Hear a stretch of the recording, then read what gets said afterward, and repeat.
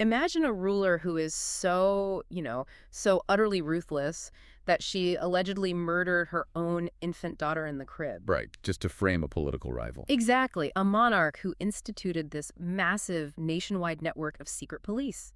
And she literally incentivized peasants to falsely accuse their neighbors of treason. Yeah, and mandate is that her political prisoners be gagged. Oh, right, with blocks of wood before execution, just so they couldn't curse her name as the axe fell. It's incredibly dark. It is. But then you have to imagine that under this exact same ruler, the empire experienced an unprecedented golden age. Yeah, the borders expanded, the Silk Road flourished, art and literature just peaked. And this rigid, nepotistic class system was violently dismantled, right? Yeah. It made way for a true meritocracy. It's the ultimate historical paradox. It really is. You're looking at a figure who, depending on the text you read, is either the most demonic tyrant to ever sit on a throne or this visionary architect of statecraft. A visionary who basically dragged her civilization into a new era of prosperity. And that is exactly what we're unpacking for you today. We really are. Welcome to the deep dive. We have a massive stack of sources in front of us today. We're looking at translations of the old and new books of Tang, the Zizi Tongjian modern feminist historiographies. And some really thorough Smithsonian analyses and deep encyclopedic records. Yeah, and they all center on Wu Zetian, the first and only official female emperor in the 3,000 years of Chinese imperial history. Right. She lived from 624 to 705 CE. Effectively ruling the Tang Dynasty and her own interregnum Zhou Dynasty for over half a century. But for you listening, our mission today is very specific. We are not just going to recite a timeline for you, No, not at all. We want to understand the mechanics of her survival. because you cannot understand her eventual success without intimately understanding the architecture of terror she built to achieve it. I mean, to survive in a deeply patriarchal Confucian society, a society that viewed a ruling woman as a literal abomination against nature, Yeah. she couldn't just be smart. She had to be terrifying. Exactly. So we are going to dedicate the vast majority of our time today, like 70% of this deep dive, to dissecting that terror. The murders, the purges, the institutionalized torture. Yeah, and the secret police. Yeah. We want to separate the actual historical blood on her hands from the centuries of, well, misogynistic propaganda written by men who hated her. It's a really complex web to untangle. It is. Okay, let's unpack this. To start, we have to look at the inner court. Because before Wu Zetian could unleash her inquisitors on an empire of 50 million people, she had to conquer the palace. Right, and the violence there wasn't institutional at first. It was incredibly intimate. Very personal. Yeah. So to understand the environment she was operating in, we need to look at her entry into the imperial harem. She was born into a relatively wealthy family. She was. Her father was a timber merchant who had backed the right horse during the rebellion that founded the Tang Dynasty.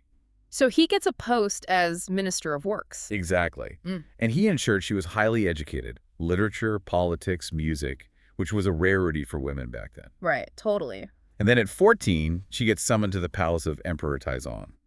But she enters as a fifth-tier concubine.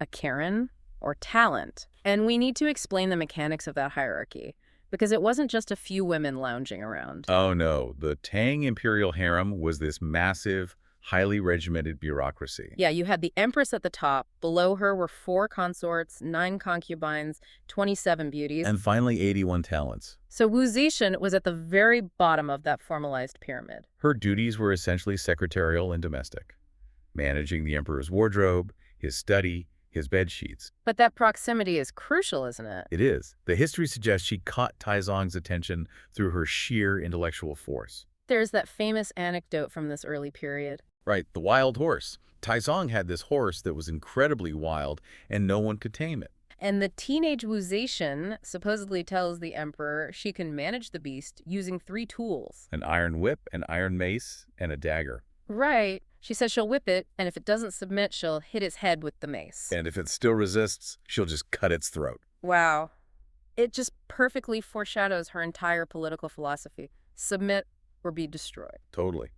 But then Taizong dies in 649 CE. And the institutional machinery of the Tang Dynasty kicks in. Right. By law, any concubine who hadn't borne the deceased emperor a child was forcibly subjected to having her head shaved. And being banished to a Buddhist monastery. Yes. The logic there was deeply tied to imperial dignity. These women belonged to the emperor. So it was a severe taboo, essentially incest, for any other man to touch them after his death. Exactly. They were expected to spend the rest of their lives praying for his soul. It was basically a political graveyard, complete isolation at the Ganye temple. But Wu Zetian had already recognized the impending danger while Taizong was sick. She was already laying the groundwork for a massive circumvention of the rules. Right. She had begun a clandestine relationship with Taizong's son, the Crown Prince Li Zi. Who would eventually take the throne as Emperor Gaozong. Yes. So a few years into her exile, on the anniversary of Taizong's death, Emperor Gaozong visits the temple to offer incense. They see each other, they weep, and that old connection is rekindled. But Gaozong doesn't just unilaterally bring her back. No, the internal politics of Gaozong's harem actually open the door for her, which is wild. It really is. Gaozong's primary wife, Empress Wang, is locked in this bitter rivalry with the emperor's favorite, consort Xiao. So Empress Wang actually orchestrates Wu Zetian's return to the palace. Yeah, hoping that Wu's beauty will distract the emperor from consort Xiao. It is one of history's most catastrophic miscalculations. Absolutely. Empress Wang fundamentally misunderstood the player she was inviting onto the board. Wu Zetian returns and rapidly outmaneuvers both women, right? She monopolizes Gaozong's attention entirely.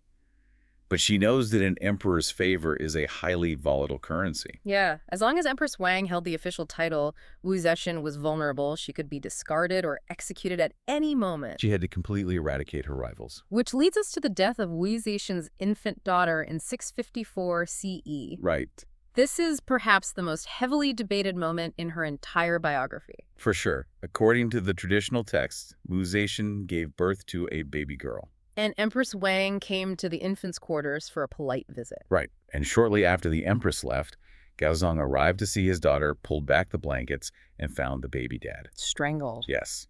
And the immediate aftermath is what cemented her villainy in the historical record. Wu Zetian supposedly bursts into tears. The servants are interrogated. And they all testify that Empress Wang was the last person in the room. So Gaozong is enraged. He believes the Empress murdered his child out of jealousy. And this becomes the primary catalyst for Gaozong deposing Empress Wang and elevating Wu Zetian to Empress. For centuries, the standard historical narrative was that Wu Zetian intentionally suffocated her own newborn just to frame Empress Wang. A mother weaponizing her own infant's corpse for a promotion. Right. But when we look at the historiography, the actual study of how these sources were compiled, massive epistemological red flags start popping up. Definitely. What's fascinating here is how suspect the sourcing is. Tell us about that. If you look at the old Book of Tang, which was compiled in the 900s, about 2 centuries after these events, there's no mention of Wu Zetian murdering the baby. Wait, really? None at all. None. It merely records that the infant died suddenly. Wow. The story of the deliberate strangulation doesn't officially crystallize until the new Book of Tang and the Zizi Tongjian. And those are written in the 11th century, right? Yes, by scholars like Wu Yangshu and Sima Guang. Who were Orthodox Confucian men. Exactly. Men who viewed a female emperor as a catastrophic subversion of the natural order. They needed to establish a pathology of unnatural evil from the very beginning of her story. Right, because if a woman ruling a country is unnatural, then she must be an unnatural woman. And what is more unnatural than a mother murdering her own baby? Exactly. But let's look at the medical and logistical realities of the 7th century palace. Infant mortality was universally high, even for royals. What else could have happened in that room? Modern scholars point to 2 highly probable scenarios. The first is sudden infant death syndrome, SIDs, which is entirely possible and tragically common. And the Sisei. The second, and perhaps more likely given the environment, is carbon monoxide poisoning. Ah, because the winters in Chennai, the Tang capital, were brutally cold. Right. The palace rooms were notoriously drafty, so they relied heavily on large bronze braziers burning charcoal. To keep the imperial family warm, and charcoal braziers in poorly ventilated rooms are essentially silent killers. Exactly. The carbon monoxide builds up, and an infant with a much smaller lung capacity and higher respiratory rate would succumb incredibly quickly. Without making a single sound. Right. It is entirely plausible the baby died accidentally from the heating system right after Empress Wang happened to leave the room. But wait, even if we completely exonerate Wu Zetian of the actual murder, even if it was SIDS or carbon monoxide, she immediately weaponized her dead baby to get Empress Wei executed. Yeah. Isn't that still incredibly ruthless? We cannot ignore her immediate reaction. Oh, absolutely not. She discovers her baby is dead, and within minutes, she leverages that immense personal tragedy into a lethal political weapon to destroy a rival.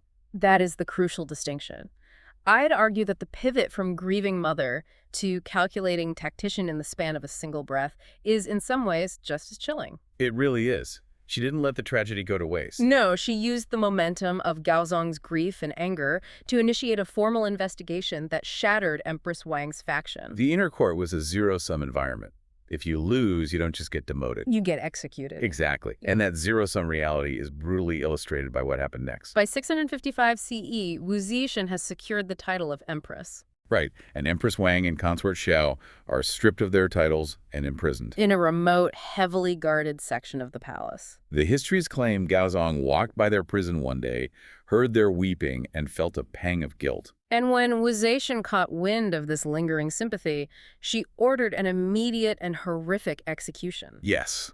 The texts say she ordered a brutal physical mutilation. She had both Empress Wang and Consort Xiao subjected to 100 lashes. Then had their hands and feet chopped off. And finally, she ordered their bleeding, limbless bodies thrown into massive brewing vats of wine. Supposedly stating, now these two witches can get drunk to their bones. They reportedly suffered in the vats for several days before dying. It's an image engineered to induce nausea. But once again, we have to interrogate the mechanics of the claim. Does it survive logical scrutiny? Or is it another copy-paste job by later historians? Right.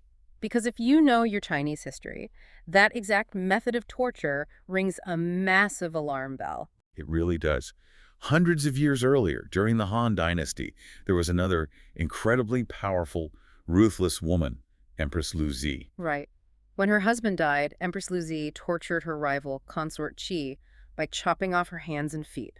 Blinding her, deafening her, and throwing her into a cesspit, calling her a human swine. The parallels are just too perfect to be coincidental. They are.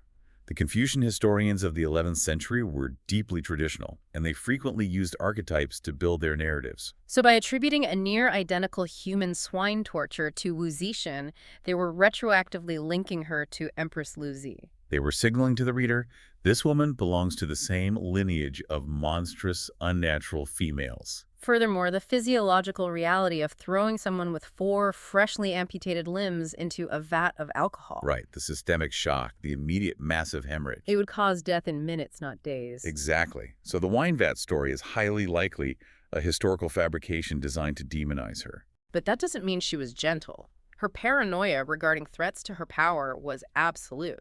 Just consider the poisoning of her own niece in 666 CE. The Lady of Han.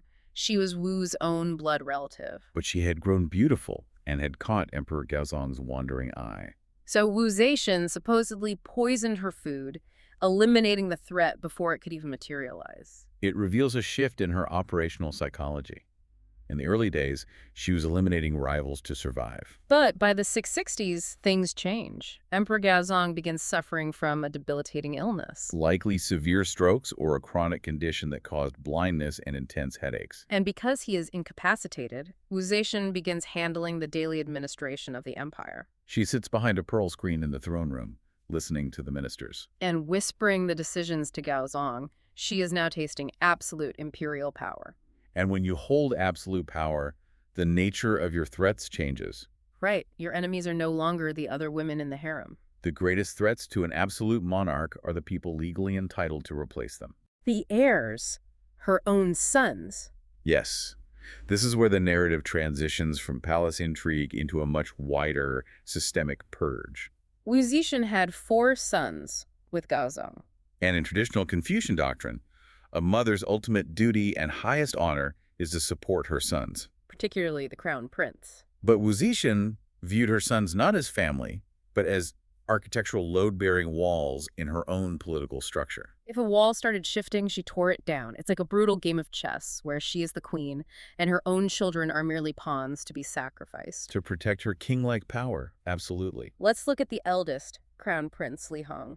By all accounts, he was highly capable, deeply educated, and very popular with the bureaucracy. But as he matured, he started clashing with his mother's aggressive policies. Right. He advocated for ministers she wanted purged, and he openly requested mercy for 2 of his half-sisters. The daughters of the deposed consort Shao, right, whom Wu had kept locked under house arrest for years. Yes, he was exhibiting independent political will. Which, to Wu Zetian, was indistinguishable from treason. Exactly. So in 675 CE, while the imperial family is traveling to a summer palace, the young, seemingly healthy crown prince Li Hong dies suddenly, And the prevailing historical consensus and the rumor that circulated immediately at court was that Wu Zetian poisoned her own son. which automatically elevates her second son, Li Zian, to crown prince. Now put yourself in Li Xian's shoes. Right, your highly capable older brother just dropped dead after arguing with your mother. And everyone whispers she did it. You are terrified. And fear breeds defensive action. Li Xian starts surrounding herself with loyalists and quietly stockpiling resources. Wu Zetian's intelligence network catches wind of this immediately. She orders a raid on the Eastern Palace, which was the crown prince's official residence. Her agents search the stables and uncover hundreds of suits of armor hidden beneath the hay.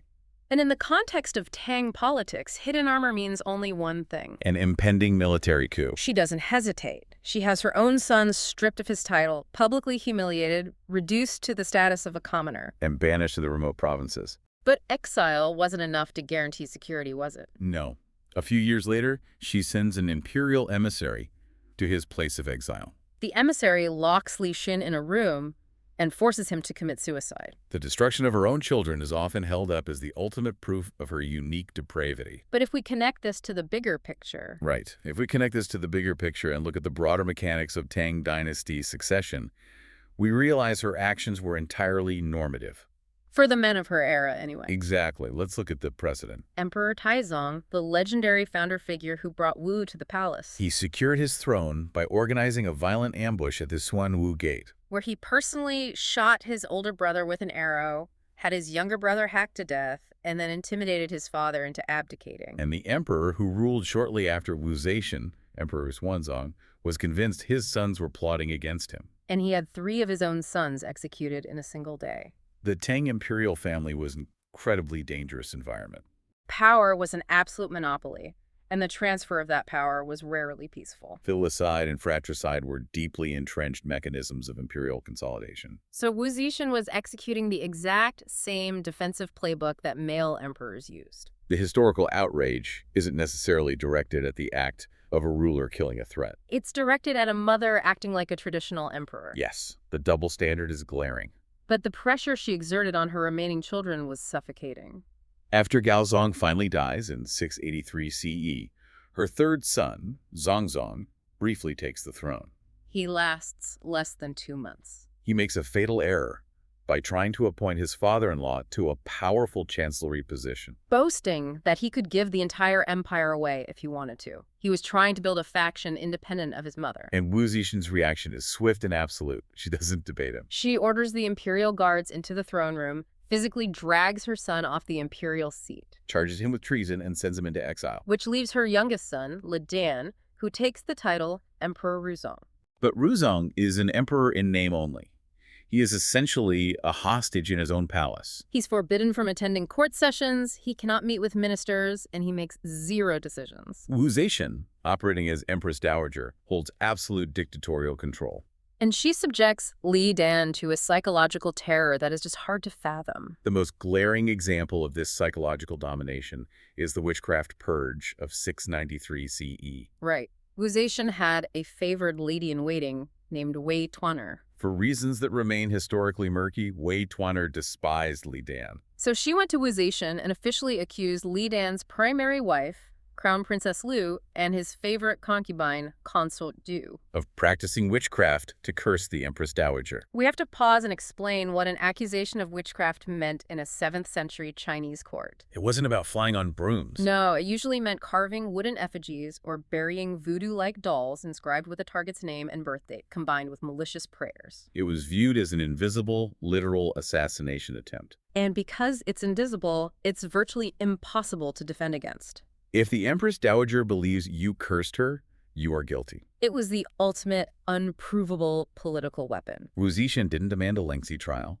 She simply had both women, her own daughter-in-law, and her son's favorite consort, secretly executed inside the palace. And how does Emperor Ruzong, the nominal ruler of the civilized world, react to his mother murdering his wife and the mother of his children. He does absolutely nothing. The historical records note that he was so paralyzed by the fear that he would be the next target, he didn't shed a tear. He didn't ask a single question. He woke up the next morning, performed his ritual duties, greeted his mother with a smile, and pretended his wife had never existed. The psychological weight of living under that kind of surveillance, where a single flicker of grief could be interpreted as treason, is staggering. She had successfully neutralized the immediate royal family. But there were still the collateral branches.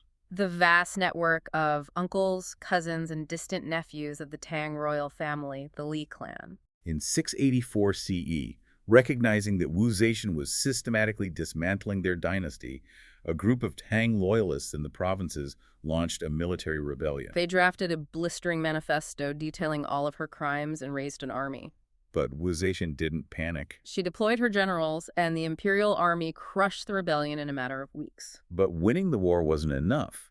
She used the rebellion as a pretext for a massive, controlled forest fire. She realized that as long as the old Tang royal bloodline existed, she would face insurrections. So she initiated a systematic extermination. She summoned the senior members of the imperial family to the capital, Luoyang, under various pretexts. Religious ceremonies, imperial banquets. And once they arrived, they were arrested. The records indicate she wiped out 12 entire collateral branches of the Tang royal family. Princes, dukes, their wives, their children. They were either forced to commit suicide or publicly executed. But personal murders and executing a few dozen royals can only take you so far. Right. And this brings us to the core of our analysis today. The 70% of her story that involves the institutionalization of terror. To control an entire empire that fundamentally opposes your right to rule, you need an infrastructure. You need a machine. In 686 CE, she began building that machine with a brilliant, insidious piece of technology. The bronze box. Yes. She ordered the construction of 4 specialized copper or bronze receptacles, which were placed in the primary plazas of the capital cities. Each box was painted a different color to represent a different type of petition. One was for recommending men of talent, one was for criticizing government policies, one was for reporting grievances. But the most important one was the box designated for reporting secret plots and treason. Think about the mechanics of this. It's an anonymous tip line, but localized in a 7th century capital. But she didn't just passively wait for tips. She actively engineered a system that made informing the most lucrative profession in the empire. She issued a decree stating that anyone, regardless of their social standing, a farmer, a woodcutter, a disgruntled servant, could report a plot.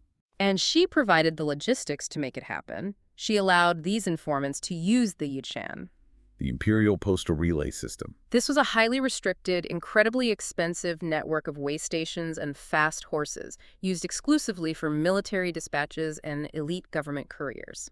And Wu Zetian opened it up to the peasants.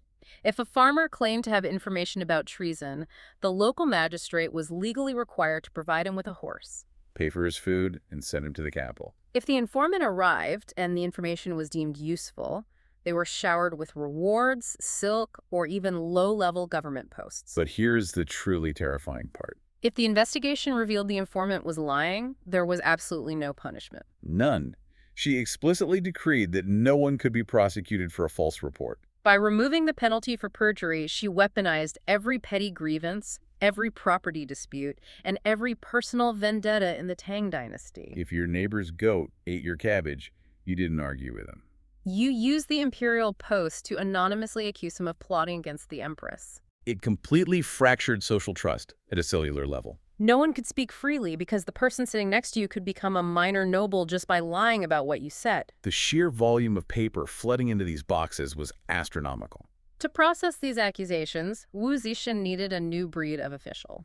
The old, aristocratic, Confucian-trained scholars refused to participate in this legally dubious bloodletting. She needed men who lacked moral boundaries, men who were entirely dependent on her for their power.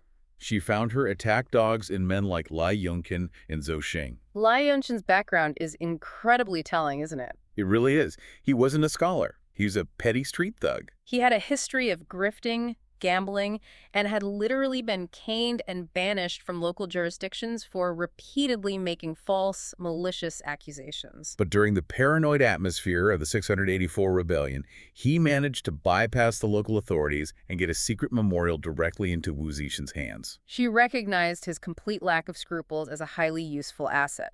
She elevates this street criminal, gives him an official title in the censorate, and unleashes him. Lianchen essentially industrializes the false accusation. He realizes that a single anonymous tip is easy to dismiss. So he recruits a personal staff of several hundred local thugs, gamblers, and criminals. When he decides to target a wealthy minister, often just to confiscate their property, he doesn't submit one report. He has his men submit dozens of separate, seemingly unrelated reports from different provinces, all corroborating the exact same fabricated treason plot. He created the illusion of overwhelming consensus. And what makes Lai Yunshin truly unique in the history of secret police is that he actually documented his methodology. He and his deputy, Wan Guozheng, authored a manual for their subordinates. It was called the Lu Zijing, which translates to the Classic of Accusation or the Manual of Entrapment. The existence of this book is staggering. It wasn't a philosophical treatise. It was a highly practical, step-by-step textbook on how to frame an innocent human being. It detailed how to analyze a target's background, to invent a motive that sounded believable. It taught interrogators how to isolate a victim, how to forge letters, and how to weave small, undeniable truth into a massive tapestry of lies. So that the Empress reading the report would find the treason logically sound. The Luo Zijing explicitly stated that the goal of an interrogation was not to find the truth, but to construct a legally airtight confession. And to extract those confessions, Lai Yunshin and Zhou Jing designed a network of prisons and torture chambers that became legendary for their sadistic ingenuity. Here's where it gets really interesting in the darkest way possible. The mechanics of the torture were designed to utterly annihilate the human psyche before the physical body succumbed. The histories note that they gave these tortures incredibly poetic theatrical names. There was the dying swine's melancholy, where a prisoner was suspended in a way that slowly dislocated their joints. There was piercing the 100 veins, involving needles and severe sensory overload. But the most psychologically devastating was the torture named begging for the slaughter of my entire family.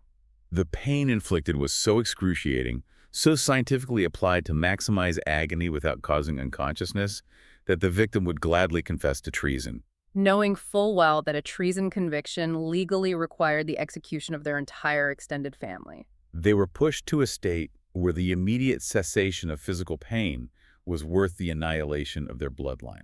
It is a dark testament to how thoroughly they broke these people. And Lai Yunshin was incredibly proactive about silencing his victims. Right. The Tang judicial system had a built-in safety valve, didn't it? It did. Occasionally, emperor-level decrees would issue general amnesties or pardons for certain classes of prisoners. The sources tell us that whenever Lai Yunshin heard a pardon was being drafted, he wouldn't wait for the paperwork. He would rush down into his prisons and preemptively murder his most high-value targets. Just to ensure they couldn't survive to expose his methods. The scale of the carnage this machine produced was breathtaking. This wasn't targeted assassinations. This was wholesale slaughter of the bureaucratic elite. During one specific purge in the 690s, based entirely on a plot Lai Yunshin fabricated from thin air, 36 senior government ministers were executed. And under the laws of collective punishment, over 1,000 members of their extended families, wives, children, parents, were stripped of their property and sold into state slavery. To truly grasp the atmosphere in the capital during this time, consider the story of Hao Xiangxian. He was a censor, right, a high-ranking official who was falsely accused and sentenced to death along with his family. As the guards are dragging him to the public execution block, Hao Xiangxian realizes he has nothing left to lose. He completely snaps. He starts screaming at the top of his lungs, hurling the most profane, visceral insults at Wu Zetian, publicly detailing her sexual history, her murders, and the illegitimacy of her rule. The entire crowd hears it. It was an unprecedented breach of imperial dignity. When the report of Hao's screaming defiance reached Wu Zetian, she didn't view it as a moment for introspection. She treated it as an administrative problem that needed a mechanical solution. She immediately issued a new legal mandate. From that day forward, every single prisoner sentenced to death was required to have their mouth physically stuffed with a large wooden block before they left their cell. She institutionalized the gag. She literally silenced the screams of the dying. But even within her own court, some people realized this level of violence was unsustainable. There is a deeply illustrative anecdote involving the moth bonfire. One night, one of her braver remaining ministers requested a private audience. He told her, essentially, "Your Majesty, you are executing the bureaucracy at an alarming rate. You are terrifying the scholars. If you keep feeding the secret police, no educated man will ever want to serve in your government. You will run out of administrators. It is a highly rational, pragmatic concern. You cannot run an empire without bureaucrats. But Wu Zetian's response is pure, chilling philosophy. She waits until it is completely dark. She orders her servants to build a massive, roaring bonfire in the center of the courtyard. She brings the minister out, and they stand there in silence, watching the flames. Because it's night, hundreds of moths are drawn to the light. They fly wildly into the fire, their wings igniting, burning themselves alive by the hundreds. She turns to the minister and says, "Look at them. As long as the flame of power is bright and the salary is high, there will always be men drawn to the fire. I will never run out of officials." It perfectly encapsulates her worldview. She had a fundamentally cynical yet incredibly accurate understanding of human greed and ambition. She knew that the allure of power was far stronger than the fear of death. For every aristocratic minister Lai Yunqian tortured to death, there were 10 ambitious men waiting in the wings, eager to take the dead man's job and the salary that came with it. But a system built purely on paranoia, false accusations, and unchained thugs is inherently unstable. It's a machine without brakes. Eventually, when they run out of external enemies, the inquisitors will inevitably turn on each other. Which leads us to one of the most famous and satisfying stories in Chinese historical folklore. A moment that birthed a proverb still heavily used in Chinese culture today. By 691 CE, Lai Yunqian and Zhu Sheng are the two undisputed titans of the secret police. They are colleagues, they're both deeply corrupt, and they are both terrified of each other. Suddenly, the bronze boxes receive a flurry of secret tips accusing Zhu Sheng of conspiring in a treasonous rebellion with an executed general. Given the systems Yu Jing helped create, those tips were likely planted. But Wu Zetian receives the report, and she quietly hands the investigative file to Lai Yunqian. She orders him to interrogate his own partner. Now, Lai Yunqian doesn't send the guards to kick down Zhu Sheng's door in the middle of the night. He uses psychology. He invites Zhu Jing over to his estate for a lavish lunch. It's an incredibly tense theatrical setup. They're eating, drinking wine, and Lai Yunqian casually steers the conversation toward their shared profession. He says, "Brother Zhu, I have been dealing with some incredibly stubborn prisoners lately. They withstand the beatings, they refuse to confess." You are the master of our craft. What is your latest method for breaking a truly difficult subject? And Zhao Jing, feeling completely relaxed and probably quite arrogant, leans in and shares his newest innovation. He says, "It's simple. You take a massive bronze urn, large enough to hold a man, you set it in the courtyard, and you build a roaring charcoal fire underneath it until the metal is glowing hot. Then you simply bring the prisoner out and tell him that if he doesn't sign the confession, you will force him inside. Trust me, the moment they feel the heat radiating from the metal, they confess to everything." Lai Yunqian listens, nods in appreciation of the technique, and signals his guards. The guards drag a massive bronze urn into the dining hall and immediately start building a roaring fire beneath it. Zhao Jing watches this, likely confused, thinking they're preparing a demonstration for a prisoner. Once the urn is hot, Lai Yunqian stands up, pulls out the Imperial edict and says, "Brother, I have received secret instructions from Her Imperial Majesty to investigate you for treason. Please enter the urn." Please enter the urn. King Jin Ruang, it is the ultimate reversal. Zhu Jing realizes instantly that he is completely trapped by his own methodology. He falls to his knees, weeping, and confesses to every single charge without Lai Yunqian ever laying a finger on him. Wu Zetian actually commutes Zhu Jing's death sentence to exile, likely because he had been so useful to her in purging the old guard. But it didn't matter.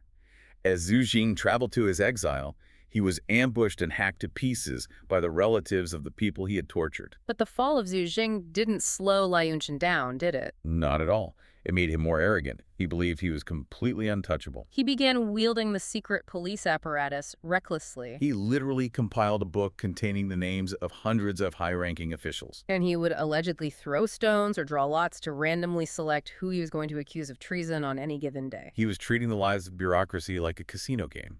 His arrogance reaches its peak when he decides to target the absolute pinnacle of Tang society. He aims his machine at Emperor Ruzong Li Dan, Wu's youngest son. And at Wu Zetian's highly influential daughter, Princess Taiping. Lai Yunqian arrests several of Li Dan's personal musicians and servants, dragging them into his torture chambers to force them to testify that the puppet emperor was planning a rebellion. Lai's tortures were specifically engineered to ensure compliance. But he encountered an anomaly, a man whose loyalty overrode his physical pain. A court musician named An Zhang was chained in the interrogation room. Lai Yunjin demanded he implicate the emperor. And Zhang loudly proclaimed Li Dan's absolute innocence, but he knew that words were meaningless in that room. He knew Lai Yunjin would simply forge a confession eventually. So An Zhang takes the only definitive action left to him. While chained, he manages to grab a small knife. And right in front of the inquisitors, he plunges the blade deep into his own abdomen and violently slices it open. The historical accounts are brutally graphic. They state his intestines physically spilled out onto the floor, and he collapsed in a pool of his own blood. Gasping that his heart was laid bare to prove his master's innocence. It was an act of extreme, undeniable devotion. In a court completely saturated in lies and manufactured evidence, and Zhang's self-evisceration was a violent spike of absolute truth. When Wu Zetian received the report of what happened, she was profoundly shaken. She dispatched her own elite imperial physicians, who supposedly stuffed An Zhang's organs back into his body and sewed him up with mulberry bark thread. Miraculously, he survived. More importantly, Wu Zetian ordered Lai Yunjin to immediately cease all investigations into the imperial family. That moment proved that Lai Yunjin's machine could be stalled. But Lai couldn't read the room. He realized the imperial family was now his enemy, so he attempted to strike first. He began drafting a massive, convoluted conspiracy that would implicate Princess Taiping, the remaining Wu clan princes, and almost the entire senior chancellery. But you do not target the bloodline. The imperial family and the senior ministers realized Lai Yunjin was preparing to devour them all, so they formed an unprecedented alliance. They pooled their intelligence, drafted a unified memorial accusing Lai Yunjin of planning to usurp the throne himself, and presented it directly to Wu Zetian. Realizing her rabid dog was finally turning around to bite her, she had him arrested and sentenced to death in 697 CE. The execution of Lai Yunjin is one of the most visceral, horrific scenes of public catharsis in human history. When he was brought to the public execution ground in the western market of Luoyang, the crowd wasn't just there to watch. The populace was deeply traumatized by a decade of his terror. As soon as the executioner's blade fell, the crowd rioted. They surged past the guards and descended on his corpse. The hatred was entirely unrestrained. The records state that the citizens literally carved the flesh from his bones. People whose families had been destroyed by his false accusations trampled his skeleton. And in a final, horrifying display of vengeance, people actively consumed his raw flesh and organs in the streets. It was an explosion of societal rage. So, if we step back from this horrific imagery, we have to ask the critical question. Did Wu Zetian execute Lai Yunjin because she was finally horrified by his injustice?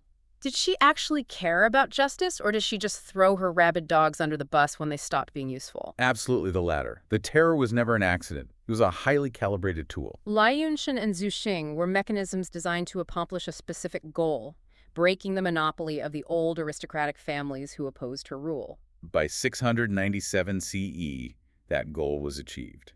The old guard was dead, terrified, or exiled. She had officially declared her own Zhou dynasty. Her power was absolute. The secret police were no longer a vital tool. They had become a destabilizing liability. So she simply purged the purgers, she threw the machine in the incinerator, and the era of secret police terror effectively vanished overnight. Which brings us to the ultimate head-spinning paradox of this deep dive. We have just spent the better part of an hour wading through oceans of blood, infanticide, dismemberment, forced suicides, gagged prisoners, and institutionalized torture. If we were looking at Caligula, or Ivan the Terrible, the story would end with a ruined, impoverished empire collapsing under the weight of a tyrant's madness. But that is not what happened to China under Wu Zetian. No, it isn't.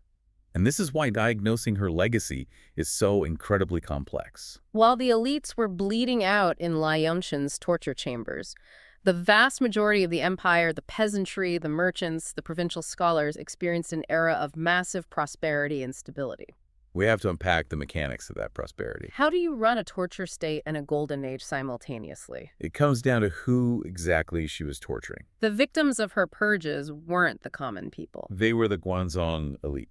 The deeply entrenched, wealthy, aristocratic families from the Northwest who had monopolized government positions for centuries through nepotism and bloodlines. This raises an important question, doesn't it? It really does. If she didn't massacre the elite, could she have ever opened the Imperial civil service exams to the lower and middle classes? Her terror basically birthed China's meritocracy. By physically exterminating those aristocratic families, Wu Zetian created a massive power vacuum in the imperial administration. She needed thousands of administrators to run the empire, and the old bloodlines were gone. So she turned to the Kiju, the imperial civil service examination system. This is her most lasting, transformative legacy. Before Wu Zetian, the exams existed, but they were largely a formality. The vast majority of jobs were handed out through recommendations by powerful fathers and uncles. Wu Zetian radically expanded the exam system.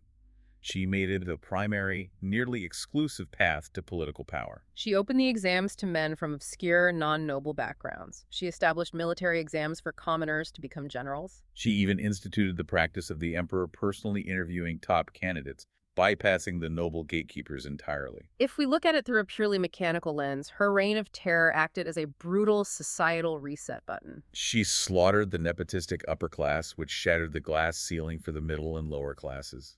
Brilliant scholars who would have previously been ignored because they were born to poor merchants or minor provincial landowners suddenly found themselves running the highest ministries of the state. She birthed a true meritocracy. And these newly minted merit-based officials were fiercely loyal to her because they owed their entire existence to her system. They ran the empire brilliantly. Under Wu Zetian, the Tang military successfully pushed back the Tibetan Empire and reclaimed the 4 garrisons of the Tarim Basin. This secured the Silk Road, which had been closed due to warfare. Trade exploded. Her capital, Luoyang, became a global metropolis, flooded with Persian merchants, Indian monks, and Byzantine envoys. Domestically, she was highly pragmatic. She actively reduced the tax burden on the peasantry. She commissioned the compilation of massive agricultural manuals and distributed them across the empire to teach better farming techniques. She reformed the corvée labor system, reducing the amount of forced labor the peasants had to provide to the state. To the average rice farmer in a distant province, Wu Zetian wasn't a tyrant. She was the ruler who lowered their taxes, secured the borders, and kept the aristocrats off their backs. She also completely masterminded the cultural and religious hegemony of the empire to legitimize her rule. Confucianism dictated that women were subordinate and could not hold paramount power. So she simply bypassed Confucianism and elevated Buddhism as the official state religion. She funded the carving of the massive Longmen grottos. And she utilized brilliant political spin. She had her scholars translate and disseminate the Great Cloud Sutra, which conveniently prophesies that the Maitreya Buddha would be reincarnated as a female monarch who would rule over a utopian empire. She literally declared herself a living god. Yeah. By claiming divine reincarnation, she rendered all human arguments about gender entirely moot. You can't argue with a living Buddha. But her attempt to control reality went even deeper than religion. She actually altered the fundamental building blocks of communication. In 689 CE, she introduced the Zetian characters, a set of roughly a dozen newly invented Chinese characters that she mandated be used throughout the empire. This is one of my absolute favorite details because it shows the terrifying genius of her psychological control. Imagine an American president deciding to change the English alphabet just to remind you who is in charge. She created a new character for her own name, Zhao, combining the symbols for sun and moon, hovering over the symbol for sky. She was literally writing herself into the cosmos as the eliminating virus of the world. It was linguistic imperialism. She changed the character for nation so that it literally depicted 8 directions enclosed within a boundary, symbolizing her absolute dominion over the known world. But the most psychologically aggressive alteration was to the character for vassal or minister, the character Chen. Exactly. Every time a government official signed a document, they had to write the word minister. Wu Zetian modified that character so it was visibly composed of the symbol for one, placed directly above the symbol for loyalty. First loyalty, absolute loyalty. By forcing every single bureaucrat and scholar to use this new alphabet, she ensured that the very act of writing was a physical reaffirmation of her power. She controlled the language, which meant she controlled how people thought. She maintained this iron grip on the empire until she was 81 years old. In 705 CE, she was finally bedridden with illness, and her grip on the daily administration slipped.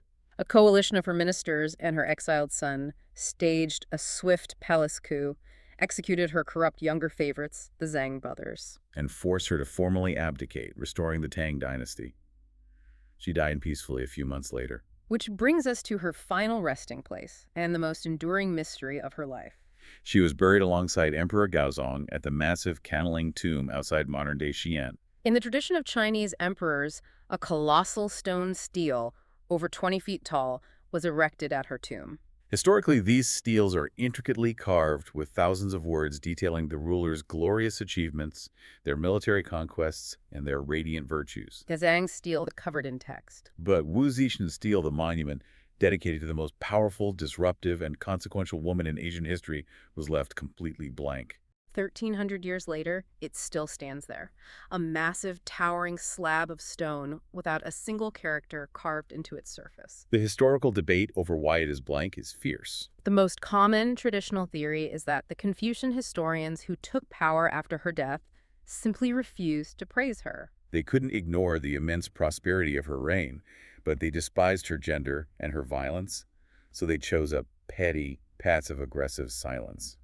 Other scholars argue it was her own dying wish, a sudden onset of guilt for the blood she spilled. Or perhaps a profound Buddhist humility at the end of her life, acknowledging that all earthly achievements are ultimately empty. But after spending this time dissecting the meticulous, cold-blooded brilliance of her mind, I want you to consider a completely different perspective. Put yourself in the mind of an 81-year-old genius who spent 50 years outmaneuvering the most dangerous men in the world. What if the blank still wasn't an act of humility or an omission by her enemies? What if it was her final, ultimate act of defiance? She knew exactly how history was written. She knew that the moment she died, the chisels and the ink brushes would be handed back to the orthodox Confucian men who believed her very existence was an abomination. She knew they would ignore the booming Silk Road, the meritocracy, the poetry, and the full granaries. She knew they would only write about the dead babies, the severed limbs in wine vats, and the bronze boxes. What if she realized that the only way to prevent men from reducing her life to a misogynistic caricature was to deny them the canvas entirely? By leaving the stone blank, she ensured that they couldn't write her story for her. She forced history, she forced us, sitting here 13 centuries later, to constantly wrestle with the profound, muddy paradox of a woman who bathed an empire in blood, only to make it bloom. A void that forces every generation to project their own understanding of power onto it. A silence that has resonated louder and lasted longer than any inscription she could have ever written. And that is the terrifying, awe-inspiring legacy of Wu Zetian. The diagnostic tools might be broken, the historical records might be biased, but the sheer scale of what she built and what she destroyed to build it is impossible to ignore. Keep questioning the history you read and keep diving deep. We'll catch you on the next one.